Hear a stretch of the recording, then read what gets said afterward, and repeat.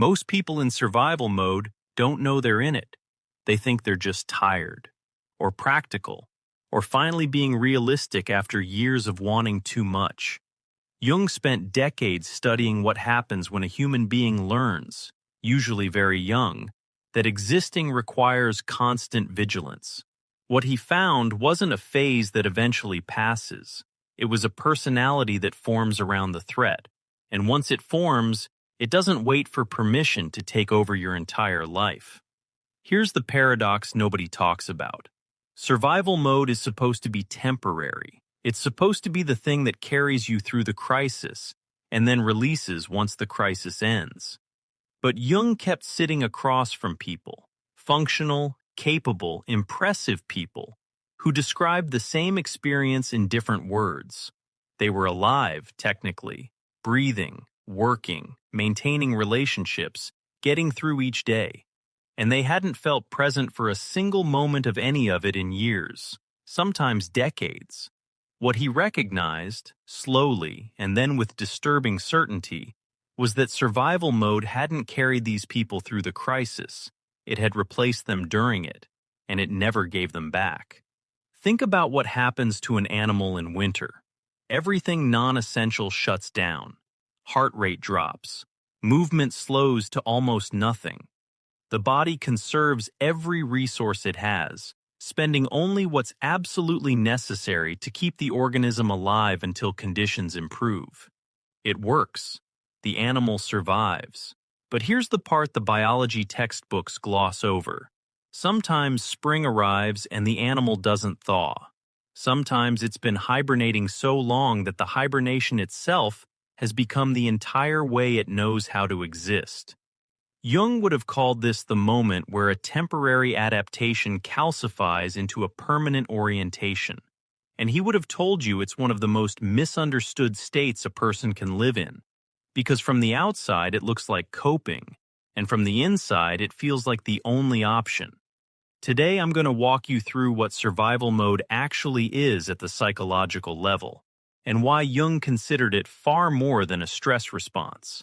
I'm going to show you the specific things it quietly removes from your life, things you've probably stopped noticing or missing, and I'm going to tell you what escaping it actually requires, which is harder, stranger, and more worthwhile than anything the self-help world has prepared you for. Let's start with what most people get wrong. The common understanding of survival mode is that it's chronic stress. You've been under pressure too long, you're burned out, you're running on fumes, and eventually things will ease up and you'll feel like yourself again. It's treated like a weather pattern, something that rolls in, does its damage, and moves on. And this understanding isn't completely wrong, but it misses the thing that makes survival mode so difficult to escape. Jung would push back hard on the word temporary, because what he observed in his patients wasn't people who'd been under stress for an extended period. It was people who had reorganized their entire psychology around the assumption that stress was permanent. The stress wasn't happening to them anymore. It had become the architecture of how they processed everything. Their nervous system had learned, very early and very thoroughly, that the environment was unpredictable, that safety was conditional and could be revoked without warning. And so it started allocating resources accordingly, pouring everything into threat detection, vigilance, the ability to read a room before you fully entered it, and leaving almost nothing for the parts of life that require you to let your guard down. This isn't a malfunction. That's the part that makes it so hard to see. The psyche is extraordinarily intelligent at calibrating to its environment. When you grow up in a household where the emotional weather changes without warning, the smartest thing your nervous system can do is become an expert meteorologist. When you spend your formative years in a situation where the wrong word, the wrong expression, the wrong need expressed at the wrong moment could trigger something you weren't equipped to handle, learning to scan, suppress, and adapt before anyone asks you to is genuinely brilliant. The problem is that the calibration doesn't update automatically. The psyche often keeps calibrating to the original environment long after that environment has disappeared. She was 7 years old, and she'd learned to read the sound of the front door. Not just whether it opened, but how it opened, the speed of the handle, whether the keys hit the counter or got placed down carefully, whether the footsteps moved toward the kitchen or stopped in the hallway. By the time she was 7, she could tell you everything you needed to know about the next 4 hours of her evening from the sound of a door handle turning. She didn't know she was doing this. She thought everyone paid that kind of attention. She thought that was just what it meant to be alive. That's survival mode at its origin. A child's exquisitely sensitive attunement to threat, built to protect her, carried into every relationship and every room she walked into for the next 30 years. Jung recognized this as the beginning of something he'd later describe as a persona built entirely from vigilance, an identity constructed not around what the person wanted from life, but around what the environment demanded of them in order to stay safe. And because the construction happens so early, because it predates the development of a conscious self that could question it, most people have no memory of a time before it existed. They don't experience it as something that was added to them. They experience it as who they are.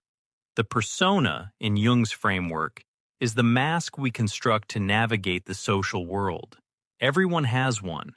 In ordinary development, the persona gets assembled from a mixture of genuine preferences and social adaptation. Some of it reflects who you actually are, and some of it reflects who you learned you needed to appear to be. But when the persona develops under survival conditions, the ratio collapses almost entirely toward adaptation. The organizing question behind every layer of the mask becomes singular and relentless. What version of me is least likely to get hurt? And the answers to that question produce a very specific kind of person. Someone who develops hyper-competence, who becomes so capable, so reliable, so indispensable that nobody in their environment has a reason to threaten them. If I handle everything, if I never drop a ball, if I become the person this family or this workplace or this relationship cannot function without, then I've made myself too valuable to discard. That logic runs underneath the surface like plumbing. You don't see it. You just notice that you're the person who handles everything, and you've been that person for so long that you can't imagine being anything else. Someone who develops emotional flatness, who learns to stop broadcasting feelings that could be used against them, or that might make the people around them uncomfortable enough to withdraw. The face stays neutral. The voice stays even. The internal experience might be a 5-alarm fire, but what reaches the surface is a low hum of composure that everyone around them reads as strength. Someone who develops preemptive self-erasure, who makes themselves small, agreeable, undemanding before anyone has the chance to tell them that's what they need to be. You learn to want less, to need less visibly, to take up less space, to volunteer for the smaller portion, the less comfortable chair, the later appointment. And you don't experience this as sacrifice because you made the calculation so early and so automatically that it doesn't register as a decision. It registers as preference. You genuinely believe you don't mind. Someone who stays constantly productive, who fills every available moment with tasks, responsibilities, objectives, forward motion. Because as long as you're moving, as long as there's a next thing to accomplish, you never have to stop long enough to feel what's underneath the busyness. The productivity looks admirable from the outside. From the inside, it's a trapdoor covering something you learned a long time ago you couldn't afford to fall into. Here's what Jung would want you to understand about every single one of these patterns. They aren't character flaws. They aren't weaknesses dressed up as strengths. Every one of them was a survival strategy that worked. They protected someone who genuinely needed protecting, during a time when that person didn't have access to any other kind of protection. The tragedy isn't that these strategies exist. The tragedy is that they don't have an off switch. They keep running long after the original threat has passed, long after the person has left the environment that required them, long after the vigilance has become more expensive than anything it's guarding against. And this is what makes survival mode so difficult to see from inside it. The persona is performing its function perfectly. You're fine. You're managing. You're getting through each day with the kind of efficiency that earns compliments. The system was designed for exactly this. It just wasn't designed to ever stop. What everyone around you calls you being strong or stable or low maintenance is often just your survival system doing what it was built to do. And the compliment lands very differently once you understand that. Everything the survival persona couldn't hold, desire, anger, joy, grief, ambition, playfulness, the whole messy spectrum of appetite for life, gets pushed into what Jung called the shadow.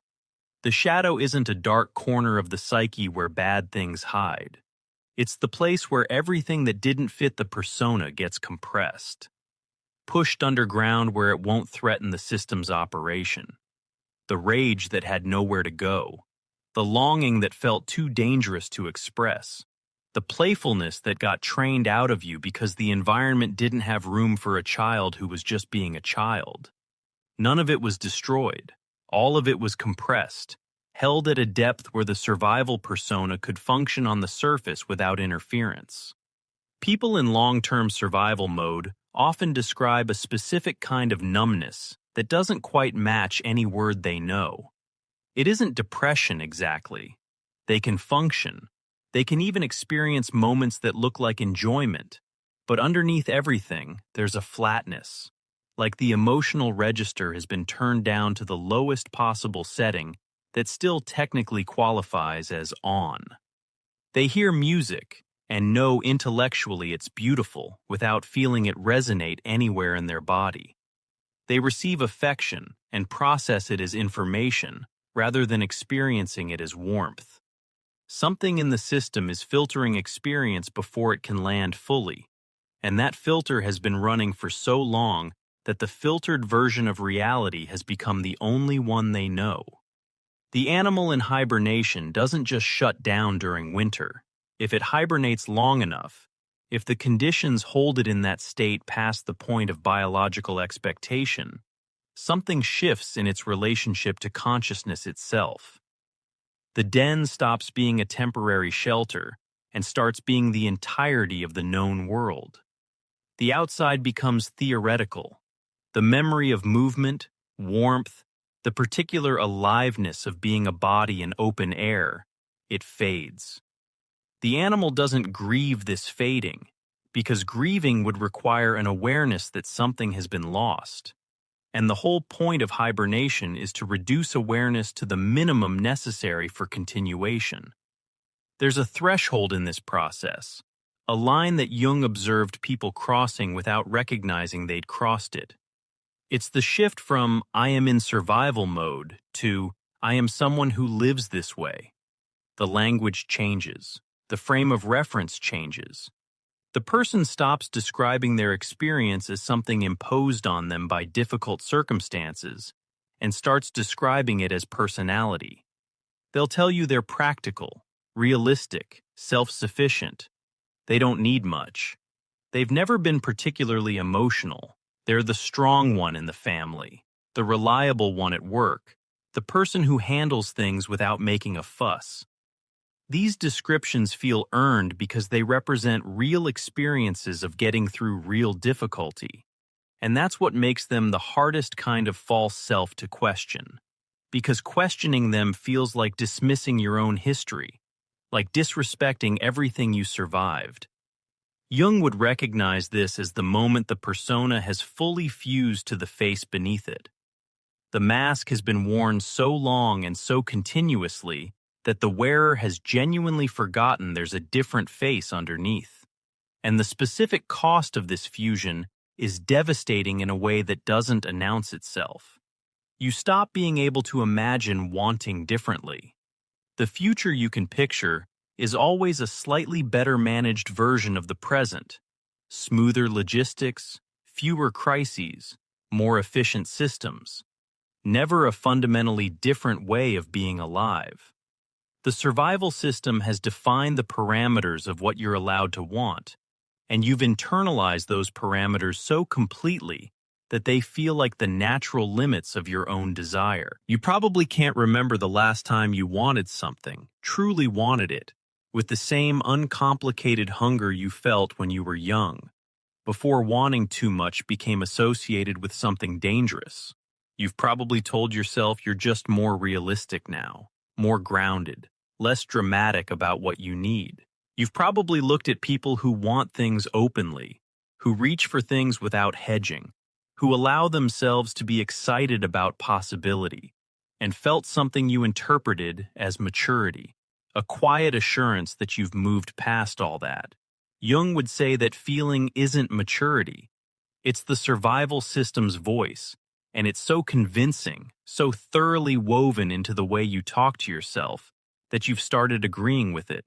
You've started defending it. You've started building a philosophy out of a wound. The animal in hibernation isn't suffering. That's what makes it so hard to recognize as a problem worth solving. It's warm enough in the den, safe enough, getting through. And if you ask the animal, if the animal could articulate its experience, it would tell you it was fine, managing, adapted to conditions.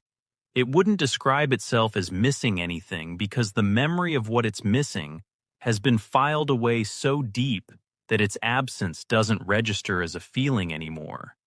But it is, by any honest measure, not alive in the way it was built to be alive. It has traded its entire nature for the guarantee of another winter survived. If what I've been describing hits somewhere you weren't expecting, if the hibernation feels less like a metaphor and more like a diagnosis, we put together something specifically for this moment. It's called True Self-Discovery. 24 reflection exercises drawn directly from Jung's teachings, built for exactly this stretch of the road, where you're starting to see the survival system for what it is, but don't yet know what's supposed to come after it. Not a program that promises to fix you in a weekend. A set of honest tools for the honest looking that has to happen first. Click below to get true self-discovery, because here's what survival mode removes so gradually that you stop noticing the absence. And each of these losses is quiet enough that you could live your entire life without recognizing them as losses. You just call them the way things are. The first thing to go is the ability to want things for yourself. Survival mode suppresses desire because desire is exposure.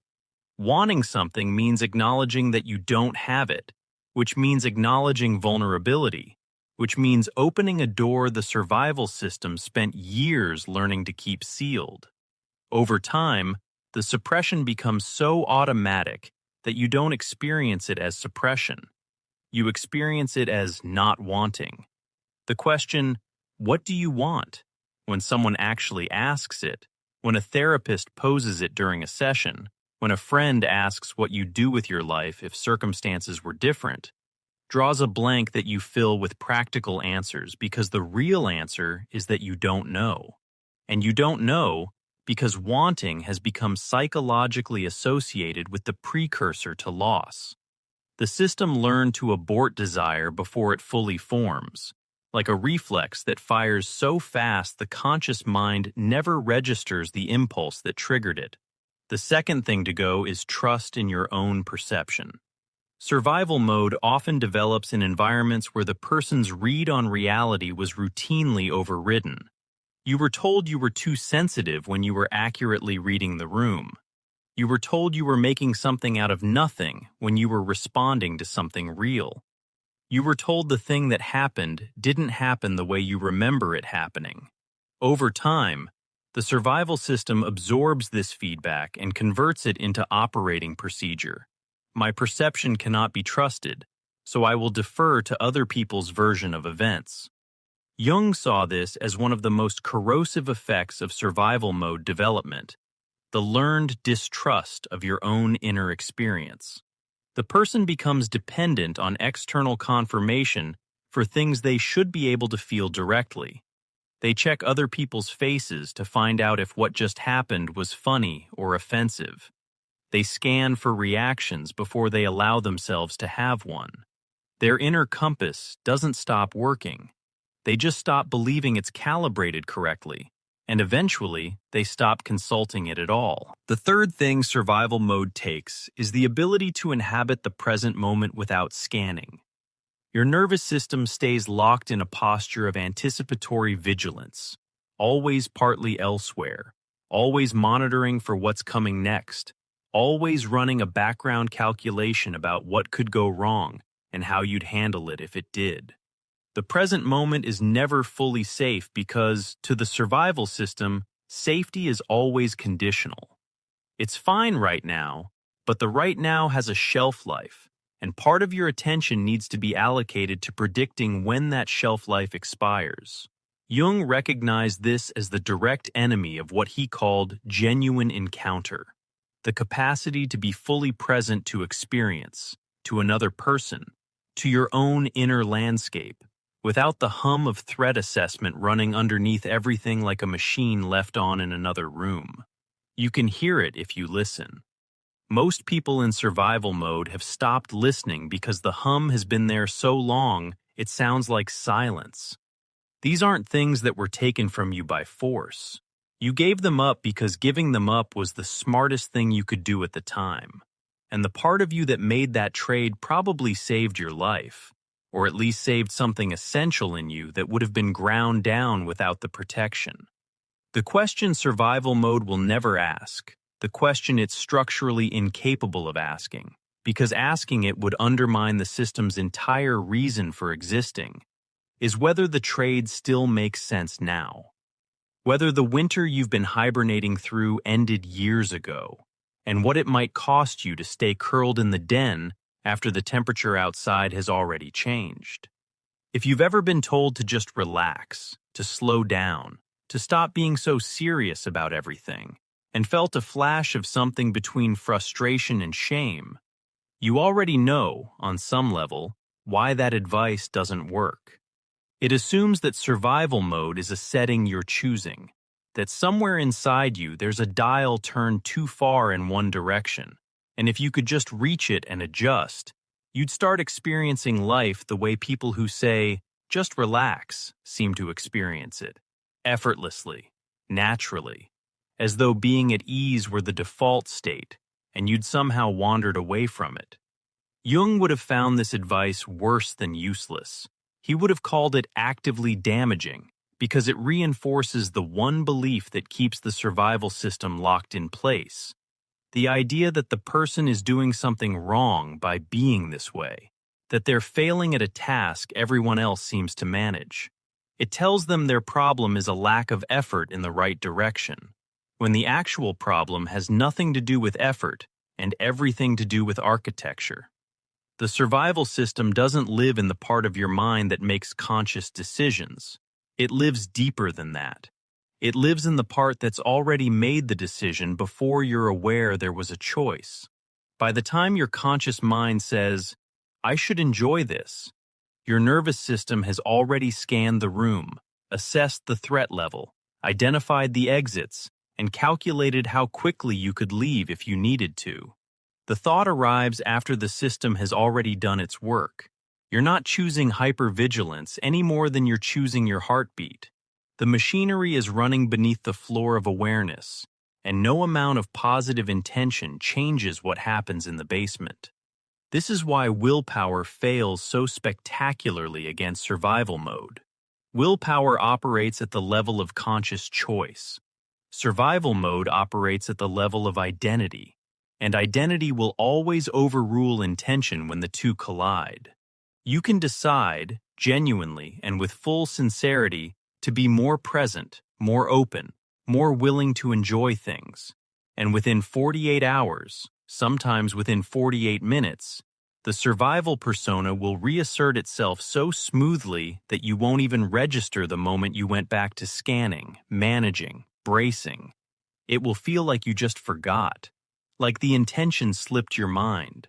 What actually happened is that the system absorbed the intention and neutralized it, the same way it absorbs everything that threatens its operation.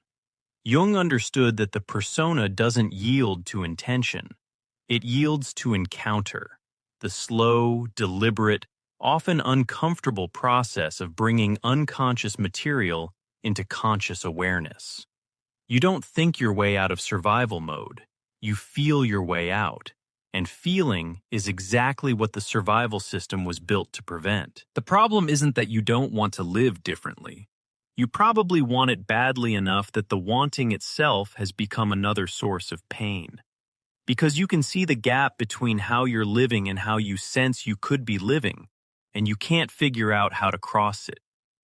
The problem is that a part of you, a very intelligent, well-defended part, has concluded with absolute certainty that living differently is how you get destroyed. That part watched what happened when you were open and unguarded. It took notes, it built walls, and it is not interested in your conscious mind's latest theory about why those walls should come down. It needs something much more persuasive than an argument. It needs an experience. Jung wrote about something he called the night sea journey, a motif he found recurring in mythologies across every culture he studied. The story of a figure swallowed by some great creature and carried through darkness, through the belly of something vast and unknown, before being expelled on the other side, transformed. He studied this pattern obsessively because he believed the ancient storytellers had stumbled onto a psychological truth that modern science hadn't yet caught up to. The journey wasn't metaphorical. It described something real that happened in the psyche during periods of genuine transformation. What Jung observed in his patients, and in himself, during a period of inner confrontation so intense, he questioned whether he was losing his mind, was that healing from survival mode required going into the material, not around it. The night sea journey is the movement toward everything you've been managing away from. The grief you didn't grieve because there wasn't time, and anyway, no one asked. The rage you swallowed because expressing it felt like it would confirm something about you that the survival persona couldn't afford to have confirmed. The longing you sealed off because wanting things from people who couldn't give them was a particular kind of torture your system learned to avoid by eliminating the wanting altogether. All of that material is still in you, compressed, held at depth, generating pressure, and the survival system's position on it has never changed. Leave it alone. Don't go down there. You survived by not feeling this. And if you start feeling it now, it will overwhelm you. You will fall apart. You will become the thing you've spent your entire life proving you're not, someone who can't handle it. Jung found the opposite to be true. In patient after patient, across decades of observation, he watched people descend into material they were certain would destroy them, and come through to something the survival system never could have offered.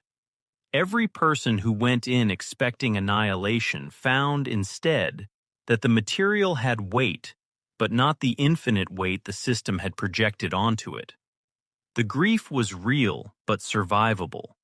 The anger was intense, but clarifying. The longing was painful, but also, underneath the pain, profoundly informative, because it pointed directly at what mattered to them, at what they'd been starving themselves of, at the precise contours of the life they actually wanted. Think about someone who spent 20 years being the person who handled everything. Every crisis at work, every family emergency, every relational demand. Absorbed without complaint, because complaint felt like the first crack in a wall that couldn't afford any cracks. They were so consistently reliable that people stopped checking on them. Not out of cruelty, but because the performance was that convincing. Why would you ask how someone's doing when they so clearly have it all under control? Then one evening, driving home from nothing in particular, they started crying. No trigger they could identify.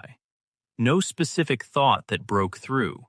Just tears, sudden and total, arriving from somewhere they'd forgotten existed. And for the first time in 20 years, they didn't try to stop it. They pulled over, sat in the car in the dark, and let it happen. Nobody was watching. Nobody needed them to hold it together. And in that absence of audience, something real surfaced. That moment, parked on the shoulder of the road with the engine still running and their hands shaking, Jung would have recognized immediately. He would have called it the beginning of the night sea journey. The survival system, for reasons it couldn't fully control, went temporarily offline. And through the gap, something true came up.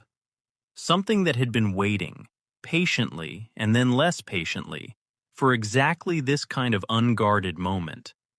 There's a specific kind of suffering that survival mode produces once the original circumstances have genuinely changed. And it's one of the cruelest paradoxes Jung observed. The threat that built the system is gone.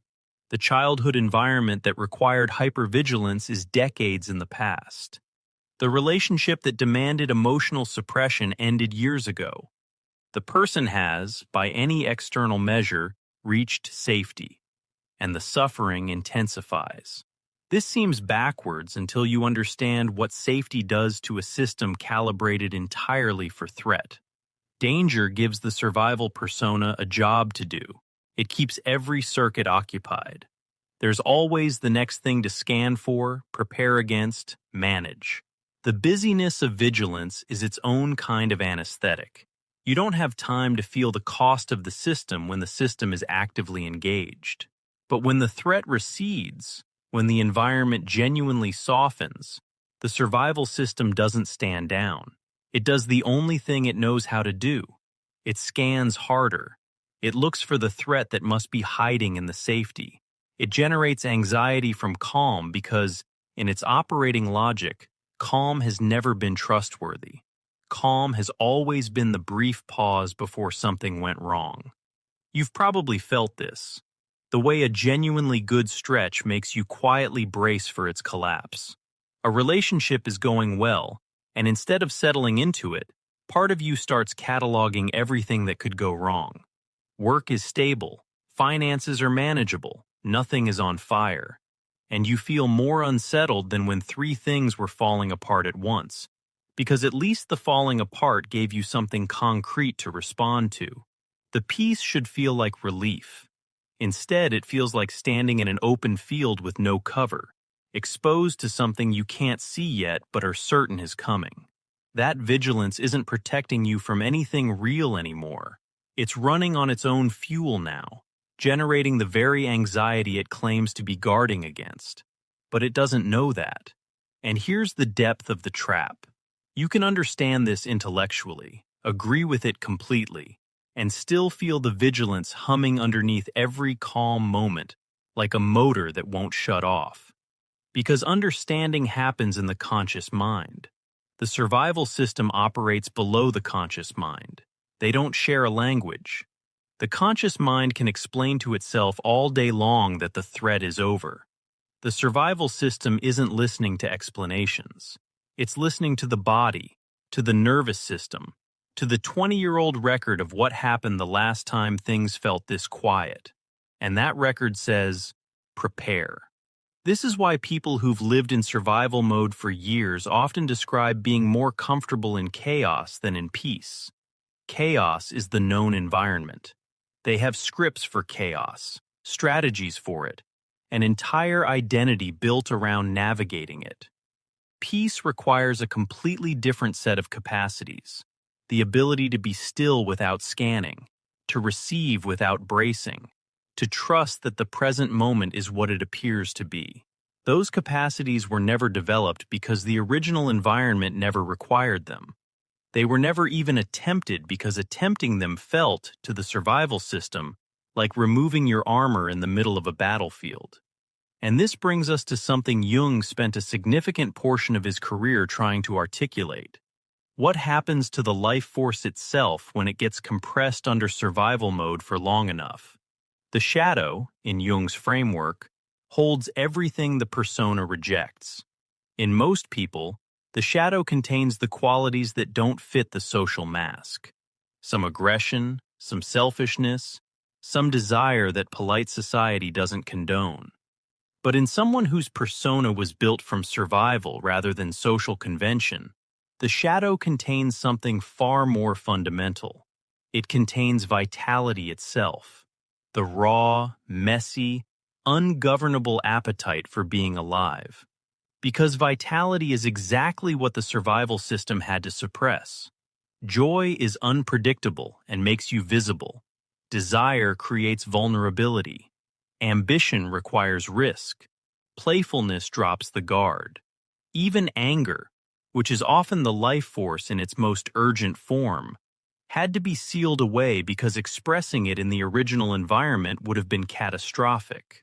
So the survival persona did something extraordinary in its efficiency and devastating in its consequences. It pushed the person's fundamental aliveness into the shadow and left just enough animation on the surface to pass for a functioning human being. These qualities didn't die. Jung was insistent about this. The shadow doesn't destroy what it receives. It compresses it, holds it under pressure. And pressurized material doesn't sit quietly forever.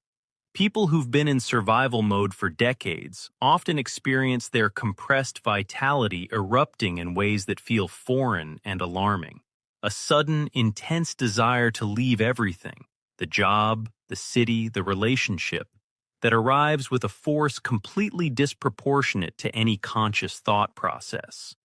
Waves of ambition or creative hunger that surface and then get immediately smothered by the survival system's voice telling them it's impractical, selfish, too late.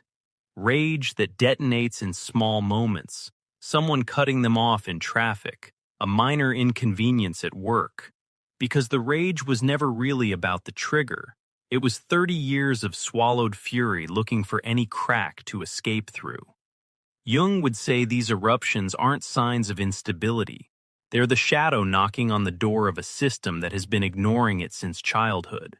And what the shadow is holding, if the person can stay present to it long enough to actually look, is everything they've been missing. The capacity for joy they've been too guarded to access. The ambition they decided was arrogant or unrealistic. The desire for genuine connection they stopped allowing themselves to want. The anger at their own self-erasure that they've never fully let themselves feel, because feeling it would mean acknowledging how much they gave away and how long they gave it away for. This material doesn't feel safe when it surfaces. To the survival system, it feels like the most dangerous thing in the world, because desire of any kind in the original environment was the thing that preceded loss. You wanted something, you got hurt. You reached for something, it was taken or denied. You let yourself feel something fully, and it was used against you or met with indifference. The survival system made an airtight case, based on real evidence, that wanting was the problem. And now the shadow is asking you to want again. No wonder the system fights it. The animal that's been hibernating, when the season finally turns, when something in the light changes and the temperature shifts, something responds before the animal has made any decision about whether it's safe. The stirring isn't cognitive. It comes from somewhere older than thought, somewhere that remembers what it means to be fully awake even after months of dormancy. Muscles that haven't moved begin to twitch. The heart rate increases. The metabolism starts to climb back toward the level required for movement, for engagement, for the particular aliveness of a body in open air. The stirring is biological, involuntary, the organism asserting what it actually is underneath the adaptation that kept it alive. And the stirring is, in every way that matters, a sign that something is working correctly.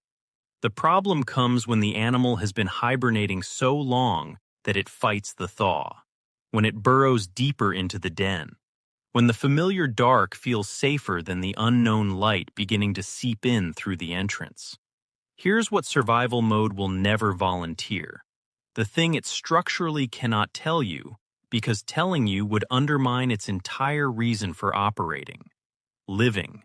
Genuinely living, in the way Jung meant when he talked about individuation, costs you the one thing the survival system was specifically engineered to protect: your invulnerability. Every self-help framework, every productivity system, every motivational approach promises you a better managed version of the same basic stance toward life. Try harder, think smarter, optimize the system, get more efficient at getting through. And none of them ask you to fundamentally change your relationship to exposure, to risk, to the possibility that wanting something might lead to not getting it. Jung proposed something categorically different. He proposed that you stop getting through and start being here. And being here means allowing yourself the full weight of experience, the joy that could be followed by loss, the connection that could be followed by abandonment, the desire that could be followed by disappointment. The survival system has seen all of those sequences play out. It knows exactly what each one costs. And it built itself, brick by brick, to make sure you never went through them again. So the real conversation, the one that happens beneath all the self-improvement language, beneath the goals and the therapy homework and the meditation practice, is simpler and more terrifying than any of those frameworks acknowledge. It's this: are you willing to want things again, knowing that wanting means the possibility of not getting them? Are you willing to feel things at full volume after years of keeping the dial turned down? Are you willing to need people, knowing that need creates the exact kind of exposure your entire system was designed to prevent? Jung considered this the crux of everything, the central question that every human being living in survival mode eventually faces, whether they frame it in these terms or not. And he was honest, more honest than most people in his position would have been, that many people, when they genuinely understand what the question is asking, hesitate. They want to want again, in theory. They want to feel alive, in concept. But when the actual door opens, when the actual opportunity to drop the armor presents itself, the survival system's voice is louder and more convincing than any aspiration, and the person steps back. The question this raises about you, and I'm asking it with the same care Jung brought to the people sitting across from him, is whether you've been telling yourself you want to escape survival mode while quietly staying very comfortable inside it. Because survival mode is painful in ways that are easy to name. The flatness, the exhaustion, the sense of going through motions. But it's also safe in ways that are hard to admit. You know exactly who you are inside the system. You know what to expect from yourself. You know the precise dimensions of your cage, and there's a kind of security in that. The security of a suffering you've mastered, a limitation you understand, a life that asks nothing of you that you haven't already proven you can give. Until you're honest about that safety, about what the survival system is actually offering you in exchange for everything it takes, the attempts to live differently will keep hitting the same wall. You'll try and retreat, and each retreat will feel like evidence that you're incapable of change, when what's actually happening is that you haven't yet reckoned with what change really costs. But here's what Jung found in the people who hesitated and then moved forward anyway. The ones who stood at the edge of that question felt the full weight of what it was asking, and chose to step through even with the survival system screaming at them to stay in the den. What he saw in those people doesn't look like triumph. It doesn't look like the dramatic, cinematic breakthrough the culture teaches you to expect. It looks like something much quieter and much more real than that. It looks like someone learning to use their own hands after years of keeping them clenched. Slow, awkward, full of false starts. The people Jung watched cross that threshold didn't suddenly become radiant or free. They became, for the first time, available to their own experience. And that availability was so unfamiliar that it often felt worse before it felt like anything resembling better. This is the part that no one prepares you for. The beginning of genuine living, in Jung's observation, looked almost indistinguishable from the beginning of grief, because the moment the survival system loosens its grip even slightly, the first thing that moves through the gap isn't joy or liberation. It's everything the system was holding back. Every swallowed feeling, every compressed year, every moment of aliveness that got intercepted before it could register, all of it starts surfacing at once, and the sheer volume of it can feel like confirmation that you've made a terrible mistake. Think about someone who's been holding their breath for so long that holding their breath stopped registering as effort. It just became the way breathing worked. They start doing the inner work. They slow down. They create a little room. And within weeks, they find themselves ambushed by emotion in the middle of completely ordinary moments. A song they've heard 100 times suddenly drops them. A friend says something kind, and instead of absorbing it the way they usually do, efficiently, without residue, it lands somewhere unprotected, and they have to leave the room. Light hits a window in the afternoon, and they feel something so large and unnamed that it scares them. They think the work broke something. What actually happened is the work opened something, and the feeling was always there, pressed flat against the floor of the system, waiting for enough silence to finally be heard. Jung saw patients pull back at exactly this point. They'd interpret the flood as evidence that going deeper was dangerous, that the numbness, for all its limitation, was at least stable. And he understood the logic. The survival system had spent years arguing that feeling was the enemy, and here was feeling, arriving in overwhelming quantities, apparently proving the system right.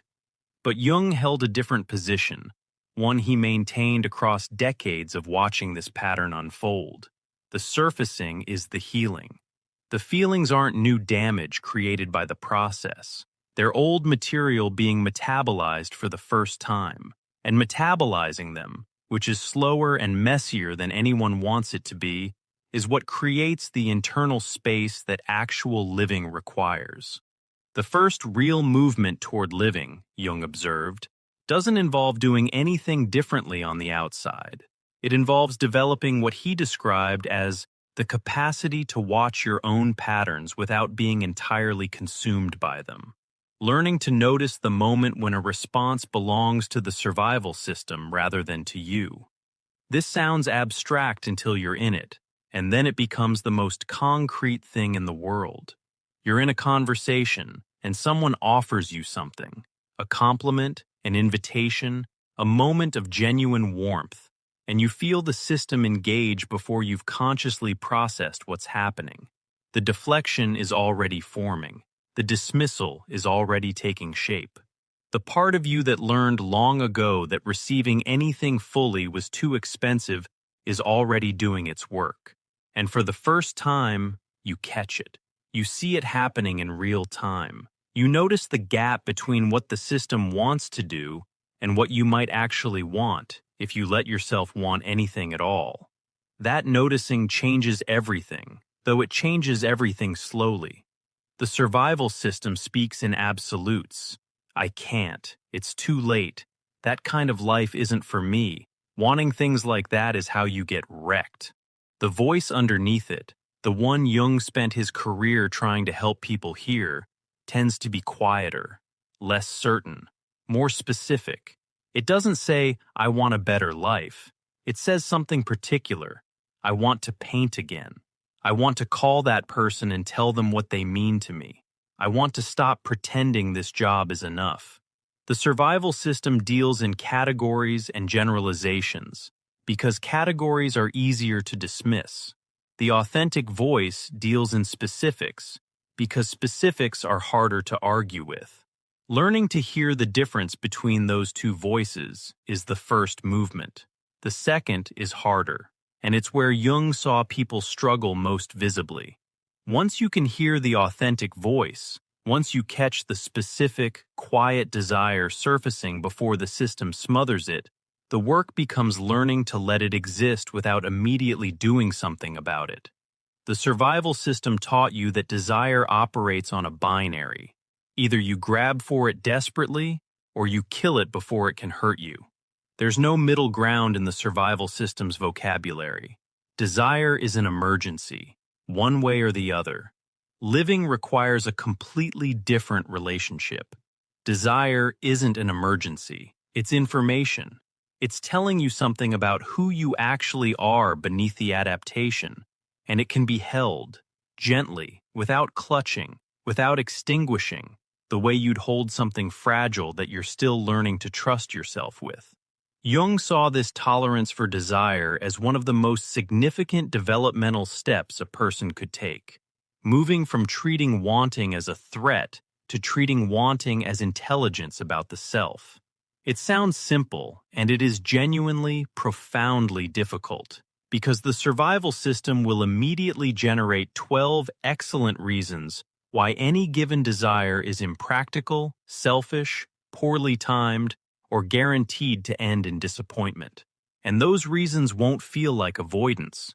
They'll feel like the most reasonable thoughts you've ever had. The third movement builds on the first two, and it's the one that Jung kept circling back to as the actual substance of a life that's being lived rather than managed. It's the ongoing, never-finished practice of meeting the present moment without treating it as a problem to be solved.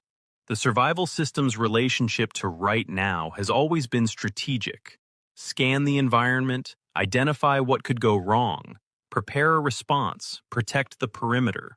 Every moment is a potential threat dressed as a neutral event. Living asks something entirely different.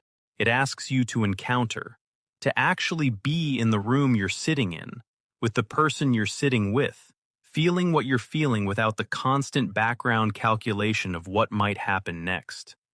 Jung described this capacity for genuine encounter as the beating heart of individuation, the thing that makes a life feel like it belongs to the person living it. And he acknowledged, with the honesty that made him both admired and difficult, that this capacity can't be downloaded or decided into existence. It develops through repetition, through the unglamorous discipline of catching yourself scanning and choosing, just for a moment, to be here instead. Noticing the texture of a conversation rather than monitoring it for signs of danger. Registering the taste of food rather than eating while planning the next 3 hours. Letting a moment of beauty land on you without immediately armoring against the possibility that beauty is temporary and therefore not worth trusting. It sounds almost insultingly ordinary. That's exactly what makes it so hard for someone whose entire system is calibrated for extraordinary threat. The survival persona doesn't have a setting for just being here. Stillness feels like exposure. Presence feels like dropping your guard in hostile territory.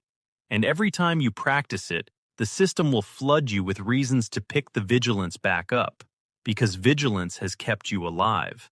And what has presence ever done for you? Everything, actually. But you don't know that yet. You can't know it until you've accumulated enough moments of genuine encounter to feel the difference in your own body between a life managed and a life inhabited. And this is where the cost becomes real, in ways that go beyond the internal. Jung would never have described this transition as easy or clean, and misrepresenting it would betray the honesty he brought to every person who sat across from him. Beginning to live, genuinely, from the authentic self rather than the survival persona, means renegotiating almost every relationship that was built on the old system. The people who knew you as the one who never needed anything, who always held it together, who absorbed every crisis without complaint. Some of them will find the version of you that starts expressing needs, setting limits, refusing to carry what doesn't belong to you genuinely disorienting. Your needs were invisible before. Your preferences were absent. Your anger was so deeply suppressed that people forgot you were capable of it, and maybe you forgot too. The version of you that starts requiring acknowledgement, that says no without manufacturing an excuse, that stops absorbing other people's emergencies as a way of avoiding your own interior. That version disrupts every dynamic calibrated to the survival persona's compliance. Some people will adjust, some won't.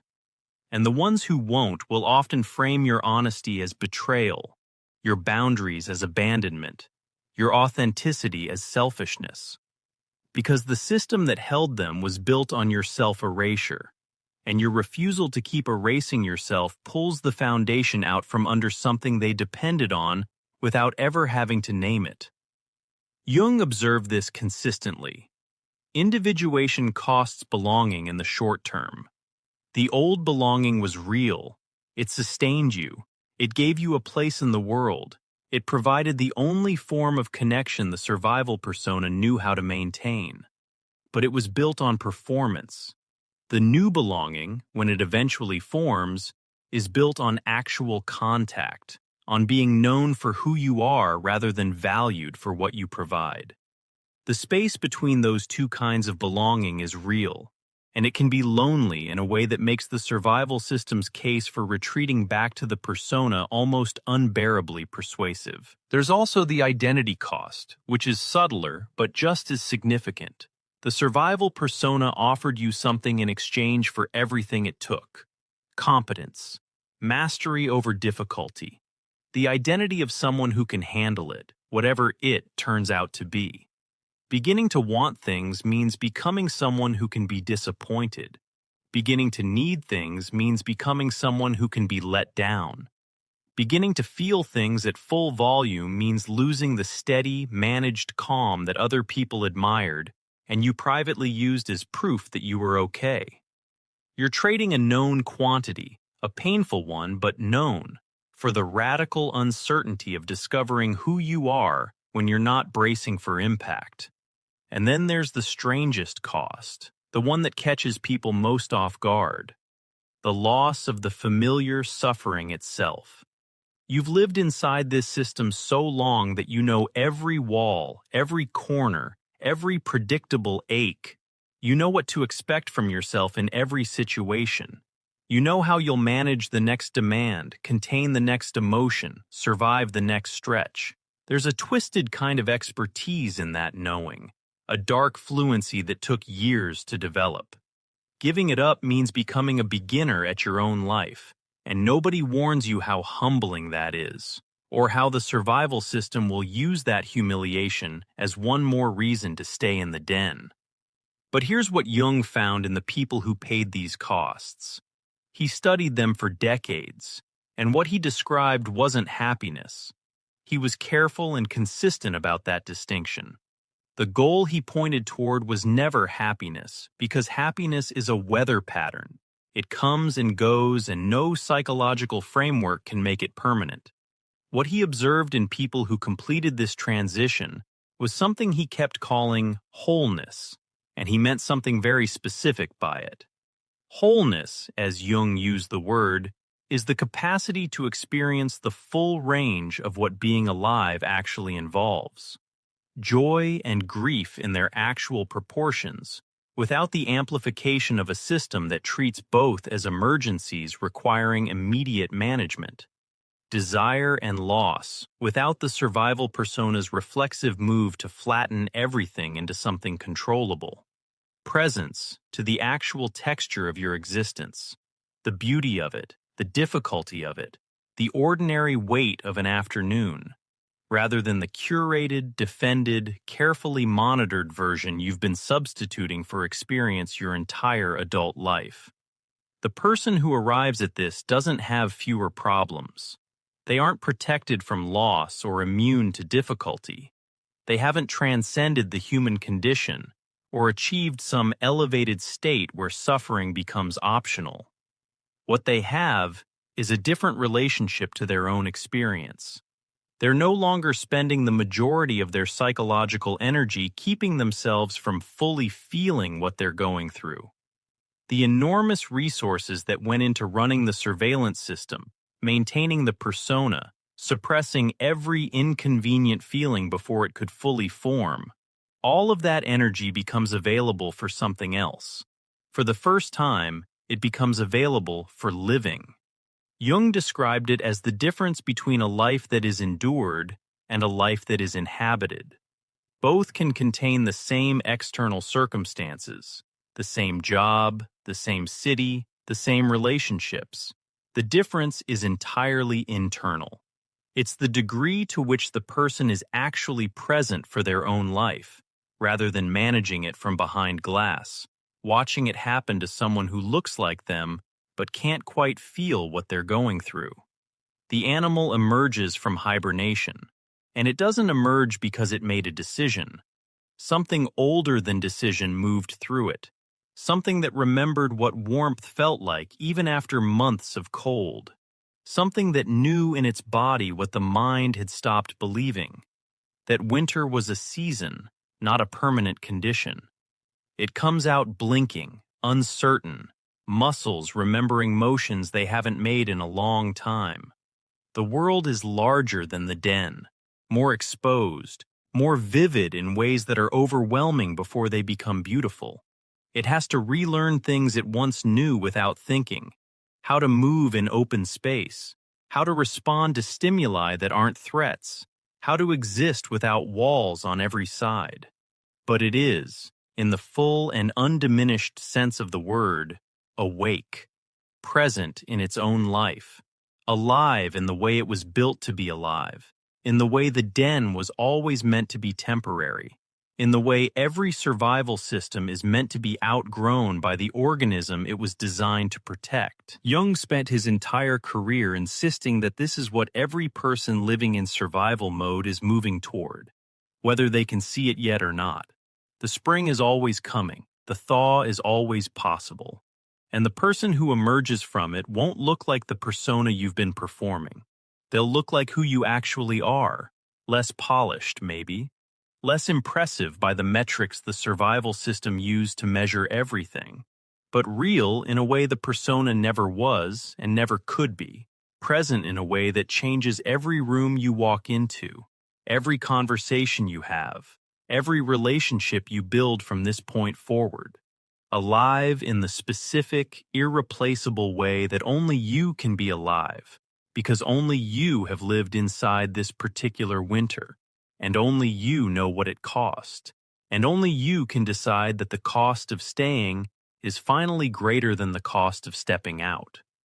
If you've been in survival mode for years, if the idea of living differently still feels more like a threat than an invitation, what Jung would want you to know is that the system keeping you in the den was never your enemy. It was the most loyal protector you've ever had. And protectors don't stand down because you tell them to. They stand down when they're shown, slowly and with patience, that what they were guarding has grown strong enough to exist without that particular kind of defense. This is slow work. Jung was explicit about that. Individuation isn't a project you complete. It's a direction you orient toward and keep orienting toward. Even small movement matters. A moment of desire acknowledged instead of suppressed. A feeling actually felt instead of immediately contained. A present moment encounter instead of a performance. Those aren't small things. Jung would have called them the beginning of everything. You've already survived the hardest part. The years inside the system, the compression, the self-erasure. You made it through all of that. The question now isn't whether you're strong enough. The survival system already answered that question on your behalf, a long time ago. The question is whether you'll let yourself do more than survive. Whether you'll let the thaw happen, even though it means feeling things you've been successfully not feeling for longer than you can remember. Whether you'll risk the open air after all those years in the den, knowing that open air means weather you can't control and ground you haven't mapped, and a version of yourself you haven't met yet. The spring is real. The person who emerges from it has been waiting, underneath the persona, underneath the vigilance, underneath every layer of protection the system built. for a very long time. And that person, the one the survival system spent all those years keeping safe, didn't endure all of that just to stay in the den forever. If you're somewhere in that threshold right now, recognizing the system for what it is, starting to feel the stirring but not yet trusting where it leads, we put together something called True Self-Discovery. 24 reflection exercises drawn from Jung's teachings, built for exactly this part of the process. The part where understanding isn't enough anymore, and you need somewhere specific and personal to begin. The work of living has to start somewhere. This is one place it can. Click below to get True Self-Discovery.